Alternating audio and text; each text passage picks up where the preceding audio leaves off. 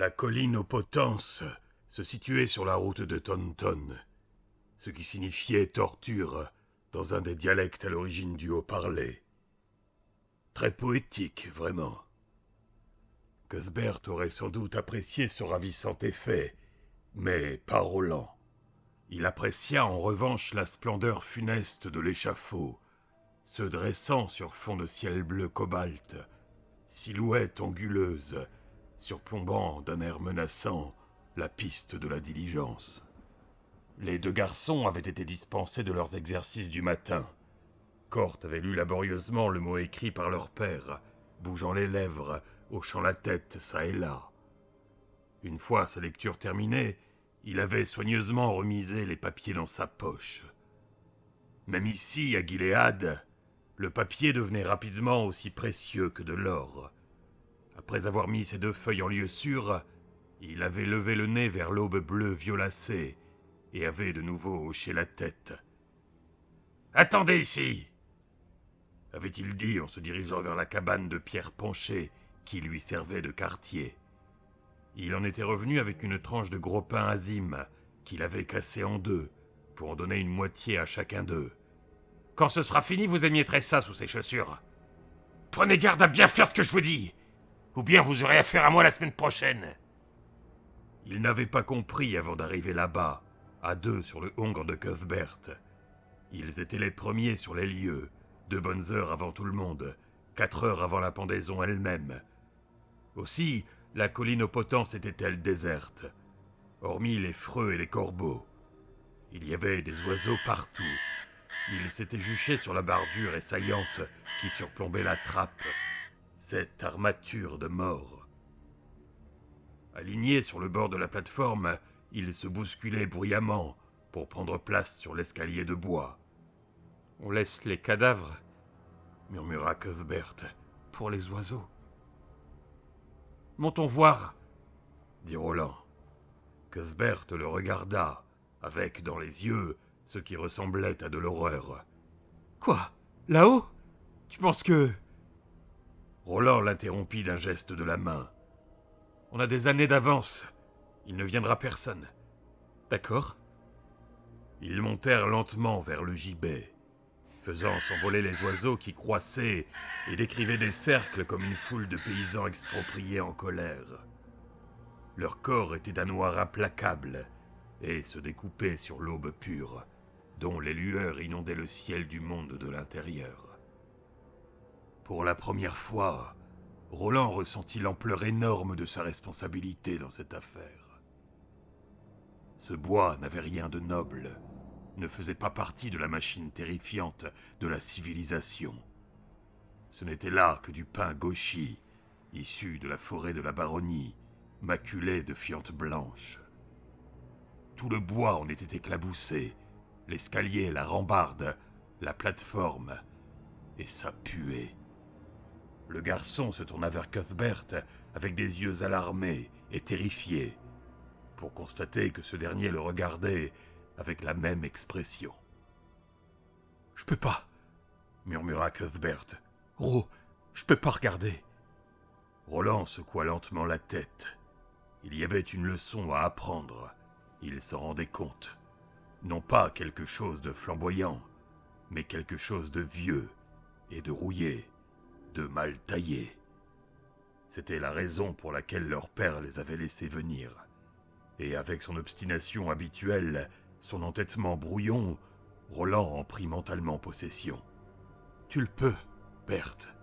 Je ne fermerai pas l'œil de la nuit si je regarde. »« Eh bien, tant pis, » fit Roland, sans bien comprendre quel rapport il y avait entre les deux. Cuthbert saisit brusquement la main de Roland et le regarda avec des yeux remplis d'un tel martyre muet que les doutes de Roland ressurgirent, et qu'il regretta, avec une montée de nausée, d'avoir même pénétré dans les cuisines de l'aile ouest ce soir-là. Son père avait raison. Il valait mieux ne pas savoir. Mieux valait voir chaque homme, chaque femme et chaque enfant que comptait Tonton réduits à l'état de cadavres puants, plutôt que ça. Mais pourtant, quelle que fût la leçon, quelle que fût cette chose rouillée au bord tranchant, À demi enterrée, il était bien décidé à ne pas la laisser lui échapper. « Pas la peine de monter, dit Cuthbert. On a tout vu déjà. » Roland acquiesça à contre-cœur, sentant son emprise sur cette chose, quelle qu'elle fût, faiblir. Il savait que Corte les aurait frappés tous deux, les aurait fait ramper, avant de les forcer à monter sur la plateforme, une maudite marche après l'autre. Il leur aurait fait renifler le sang frais, pour qu'il leur remonte dans les narines, le long de la gorge, comme une confiture salée. Corte aurait sans doute fait passer une nouvelle boucle de chanvre au bout de la vergue. Il leur aurait passé le nœud autour du cou, à tour de rôle. Il les aurait placés sur la trappe. Et Corte se serait tenu prêt à les frapper une nouvelle fois s'ils avaient pleuré ou perdu le contrôle de leur vessie. Et Corte, bien sûr, aurait eu raison. Pour la première fois de sa vie, Roland se surprit à haïr sa propre enfance. Il se mit à appeler de ses souhaits le grand âge. Il arracha volontairement un éclat de la rambarde et la glissa dans sa poche de chemise, avant de tourner les talons. « Pourquoi tu fais ça ?» demanda Cuthbert. Il aurait voulu répondre une fanfaronnade du genre « Oh, c'est potence, ça porte bonheur !» Mais il ne sut que fixer Cuthbert en secouant la tête. « Pour la voir, c'est tout. La voir toujours sur moi. » Ils allèrent s'asseoir à l'écart du gibet et attendirent. Au bout d'une heure environ, les premiers habitants de la ville commencèrent à se réunir. Pour la plupart, des familles venues dans des chariots défoncés et des boucas bousillés, leur petit déjeuner sous le bras. Des bourriches de crêpes froides repliées sur une couche de confiture de maquereine sauvage. Roland sentit son estomac se tordre de faim et se demanda une nouvelle fois avec désespoir où était l'honneur et la noblesse dans tout ça. On lui avait appris ces choses-là, et il était à présent contraint à se demander si on lui avait menti tout le long, ou bien s'il s'agissait de trésors enfouis profondément par les sages. Il voulait croire cela, mais il lui semblait que Axe, dans son tablier sale, allant et venant dans sa cuisine souterraine et fumante, en hurlant après ses marmitons, avait plus d'honneur que ça. Il fit jouer entre ses doigts l'écharde arrachée à l'arbre de potence, le cœur malade de perplexité. Cuthbert était étendu à côté de lui, le visage redevenu impassible. Finalement, ce ne fut pas une telle histoire, et Roland en fut heureux. On amena Axe dans un chariot découvert, mais seul son gabarit permettait de le reconnaître. On lui avait bandé les yeux, au moyen d'un large tissu noir qui lui tombait devant le visage. Quelques-uns lancèrent des pierres, mais la plupart poursuivirent leur repas tout en regardant.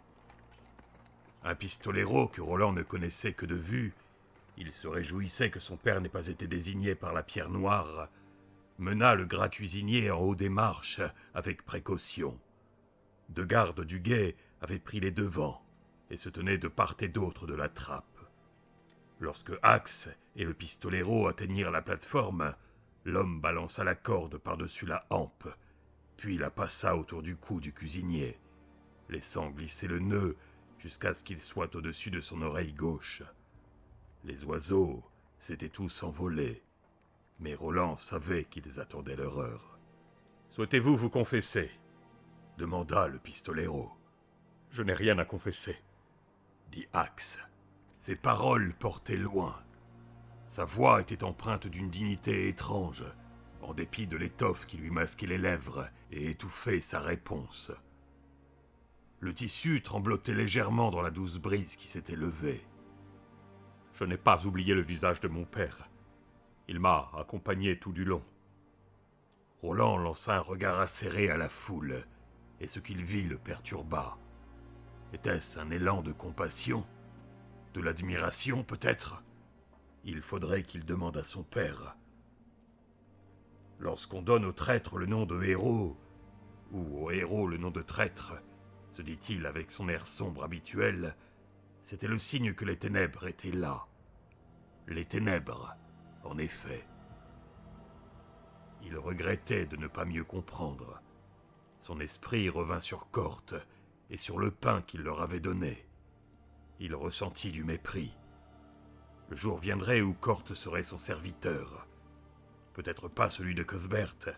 Peut-être Berthe resterait-il sous le feu stable de Corte pour ne devenir qu'un page ou un écuyer, voire infiniment pire, un diplomate parfumé, badinant dans les antichambres ou scrutant des boules de cristal d'opérette pour leurrer des rois et des princes gâteux. Mais lui, non. Il le savait. Il était fait pour les grands espaces et les longues chevauchées. Que cela lui semblât ou non une bonne destinée, voilà qui plus tard le ferait beaucoup réfléchir dans ses heures de solitude.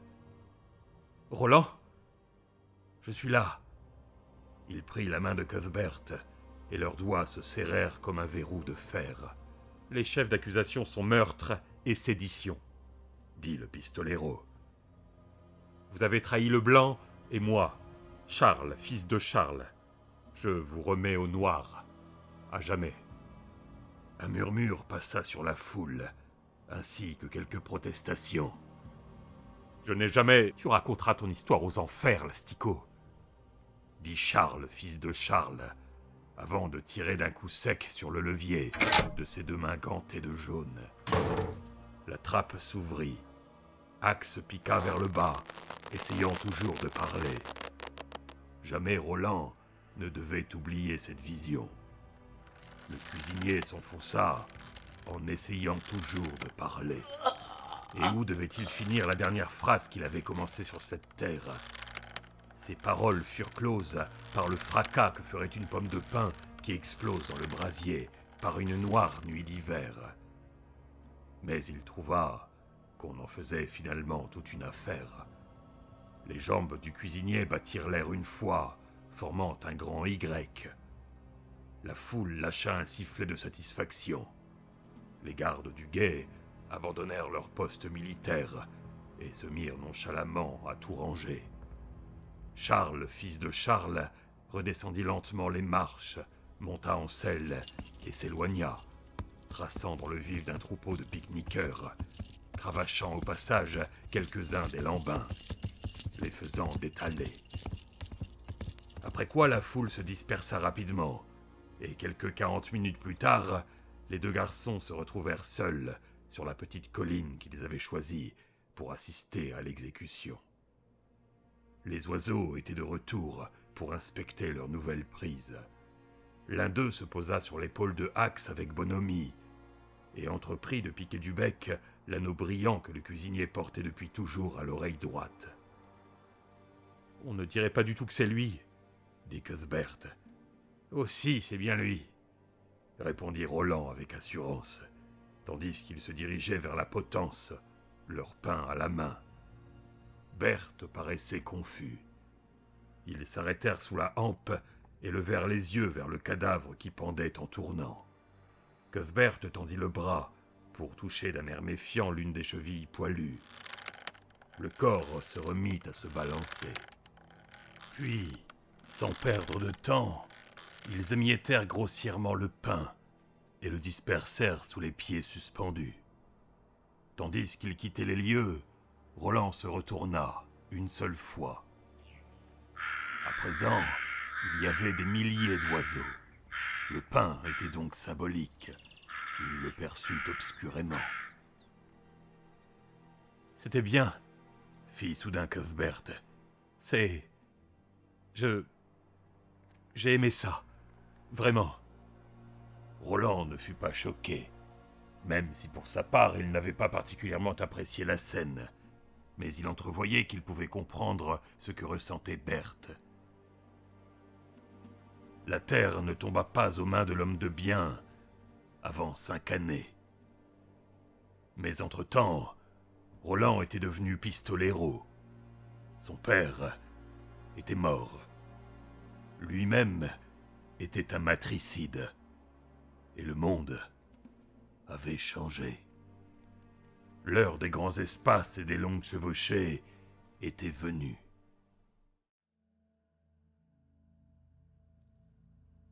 « Regardez !» dit Jake, en tendant la main vers le ciel. Le pistolero leva la tête et sentit un élancement dans sa hanche droite. Il grimaça. Cela faisait maintenant 2 jours qu'ils étaient dans les contreforts, et, bien que les outres fussent à nouveau presque vides, cela n'avait plus d'importance. Il trouverait bientôt plus d'eau qu'il ne pourrait en boire. Il suivit du regard le vecteur dessiné par le doigt de Jake, au-delà de la pente verte de la plaine, en passant sur les falaises et les gorges nues et étincelantes, jusqu'à la calotte de neige elle-même. Flou et lointain, pas plus qu'un point minuscule, il aurait pu s'agir d'une de ces petites particules qu'on voit danser constamment devant son œil, à la différence près que ce point-là ne pouvait pas disparaître. Le pistolero aperçut l'homme en noir, qui gravissait les pentes avec une régularité implacable, mouche microscopique, sur un énorme mur de granit. « Est-ce que c'est lui ?» demanda Jake. Le pistolero fixa la particule désincarnée et ses acrobaties lointaines, et il ne ressentit rien d'autre que la prémonition du chagrin à venir. « C'est lui, Jake. » « Vous croyez qu'on va le rattraper ?»« Pas de ce côté-ci, de l'autre. Et sûrement pas si on reste ici à en discuter. »« Mais c'est tellement haut. Qu'y a-t-il de l'autre côté ?»« Je ne sais pas. Je crois que personne ne le sait. Peut-être autrefois, mais plus maintenant. Allons-y, mon garçon. » Ils reprirent leur ascension, faisant glisser de petites rigoles de cailloux et de sable vers le désert, qui s'étendait derrière eux comme une plaque de tôle uniforme qui semblait ne jamais finir. Au-dessus, loin au-dessus d'eux, l'homme en noir grimpait, encore et toujours. Impossible de savoir s'il regardait en arrière ou pas. Il paraissait enjamber d'un bond des gouffres infranchissables, ou escalader des parois à pic. Une fois ou deux, il disparut, mais ils le virent toujours réapparaître, jusqu'à ce que le voile violet du crépuscule le dérobe à leur regard. Lorsqu'ils établirent leur campement pour la nuit, le garçon parla peu, et le pistolero se demanda s'il savait ce dont lui-même avait déjà l'intuition. Il repensa au visage de Cuthbert, brûlant, consterné et plein d'excitation. Il repensa au pain. Il repensa aux oiseaux.